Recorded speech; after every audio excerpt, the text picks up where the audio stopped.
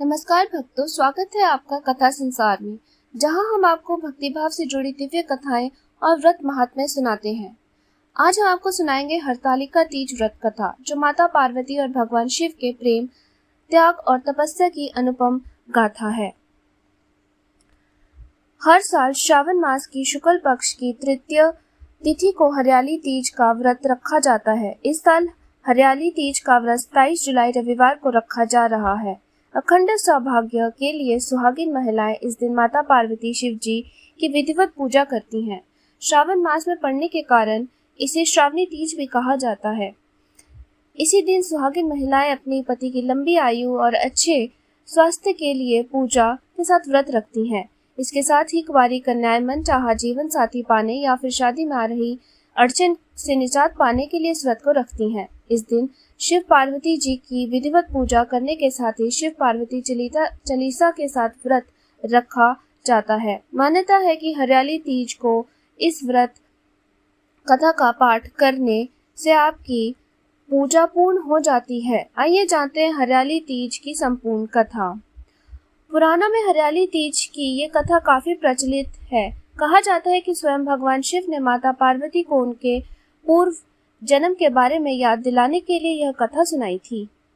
शिव जी कहते हैं, हे पार्वती, बहुत समय पहले की बात है जब तुमने हिमालय पर मुझे वर के रूप में पाने के लिए कठोर तप किया था। इस दौरान तुमने अन्न जल त्याग कर सूखे पत्ते चबाकर दिन बिताए थे। मुझे वर के रूप में पाने के लिए तुमने किसी भी मौसम की कोई परवाह नहीं की और तुमने निरंतर तप किया। तुम्हारी इस स्थिति को देखकर तुम्हारे पिता बहुत दुखी थे। ऐसी स्थिति में नारद जी तुम्हारे घर पधारे। जब तुम्हारे पिताजी ने नारद जी के आगमन का कारण पूछा तो नारद जी बोले, हे गिरिराज, मैं भगवान विष्णु के भेजने पर यहाँ आया हूँ। आपकी कन्या की घोर तपस्या से प्रसन्न होकर वह उससे विवाह करना चाहते हैं। इस बारे में मैं आपकी राय जानना चाहता हूँ। नारद जी की बात सुनकर पर्वतराज अति प्रसन्नता के साथ बोले, हे नारद जी, यदि स्वयं भगवान विष्णु मेरी कन्या से विवाह करना चाहते हैं तो इससे बड़ी कोई बात नहीं हो सकती। मैं इस विवाह के लिए तैयार हूँ। इसके बाद तुम्हारे पिता की स्वीकृति पाकर नारद जी विष्णु जी के पास चले गए।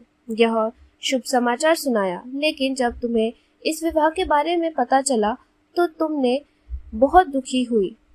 तुम मुझे मन में अपना पति मान चुकी थी। तुमने अपने व्याकुल मन की बात अपनी सहेली को बताई। तुम्हारी सहेली ने सुझाव दिया कि वह तुम्हें एक घनघोर वन में ले जाकर छुपा देगी और वहां रहकर तुम शिव जी को प्राप्त करने की साधना करना। इसके बाद तुम्हारे पिता तुम्हें घर में ना पाकर बड़े चिंतित और दुखी हुए। वह सोचने लगे कि यदि विष्णु जी के बारात लेकर आ गए और तुम घर पे ना मिली तो क्या होगा। उन्होंने तुम्हारी खोज में धरती पाताल एक करवा दिए, लेकिन तुम ना मिली। तुम वन में एक गुफा के भीतर मेरी आराधना में लीन थी।